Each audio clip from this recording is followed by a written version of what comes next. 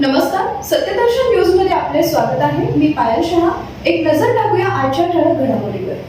अभिजित दिपकेंना नेमकं काय झालंय? डॉक्टरांची मोठी अपडेट. कॉक्रोच जनता पार्टीचे संस्थापक अभिजित दिपके यांची प्रकृती अचानक बिघडली आहे.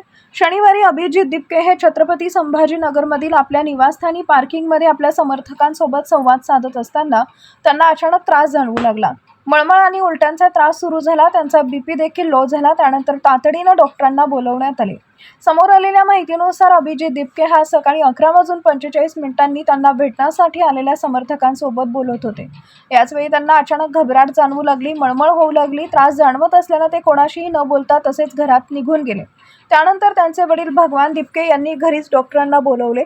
जेव्हा जंतर मंतरमध्ये कॉक्रोच जनता पार्टीचं आंदोलन सुरू होतं त्यावेळी अभिजित दिपके यांना टायफॉइडची लागण झाल्याचं समोर आलं होतं. त्यानंतर आता पुन्हा एकदा त्यांची प्रकृती बिघडली आहे. दरम्यान डॉक्टरांनी तपासून आता अभिजित दिपके यांच्या प्रकृतीबाबत मोठी अपडेट दिली आहे.